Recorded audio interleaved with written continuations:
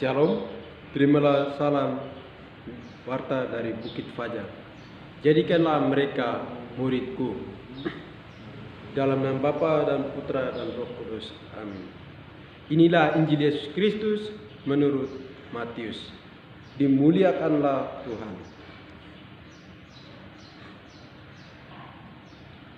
Sedang kedua orang buta itu keluar, dibawalah kepada Yesus seorang bisu yang kerasukan setan. Dan setelah setan itu diusir, dapatlah seorang bisu itu berkata-kata. Maka heranlah orang banyak, katanya, yang demikian belum pernah dilihat orang di Israel. Tetapi orang Farisi berkata, dengan penguasa penghulu setan ia mengusir setan. Demikian Yesus berkeliling ke semua kota di desa, yang mengajar dalam rumah-rumah ibadat dan memberitakan Injil kerajaan sorga serta melenyapkan segala penyakit dan kelemahan. Melihat banyak orang itu, tergeraklah hati Yesus oleh belas kasihan kepada mereka, karena mereka lelah dan terlantar seperti domba yang tidak bergembala. Maka katanya kepada murid-muridnya, tuaian memang banyak, tetapi pekerja sedikit. Karena itu, mintalah kepada Tuhan yang mempunyai tuaian, supaya ia mengirimkan pekerja-pekerja untuk tuaian itu. Saudara dan saudari yang terkasih dalam Tuhan kita Yesus Kristus, dalam bacaan Injil mengajarkan kita untuk berbela rasa bagi sesama kita. Berbela rasa yang sikap dasarnya ialah kasih. Dengan sikap kasih ini kita memberi tenaga dan pikiran kita kepada orang lain,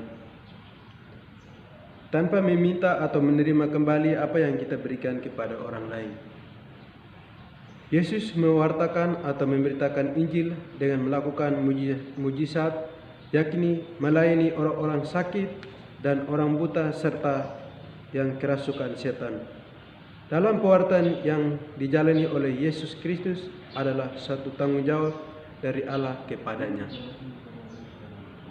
Tanpa mengeluh, ia menjalani tugasnya dengan baik hingga memberikan dirinya secara utuh bagi kita.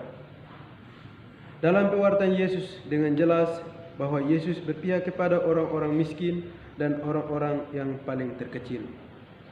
Kita sebagai sesama manusia hendaknya kita saling memperhatikan sesama kita, baik teman, sahabat, keluarga, dan juga orang lain yang kita tidak kenal.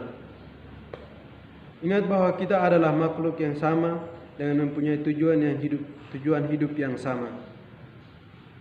Manusia adalah makhluk individu yang selalu hidup bersama. Tidak satupun manusia hidup sendiri. Sebab manusia diciptakan oleh Allah untuk hidup berdampingan, agar apa yang dibutuhkan itu bisa terpenuhi. Seperti dalam bacaan Injil berbunyi bahwa Yesus menyembuhkan orang buta serta kerasukan setan.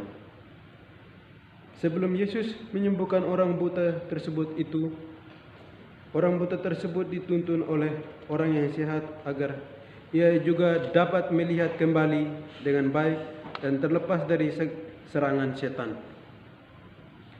Kita juga perlu berbela rasa dengan orang lain dan menerima keberadaan orang lain seperti diri kita yang lengkap secara utuh, baik dari rambut hingga kaki.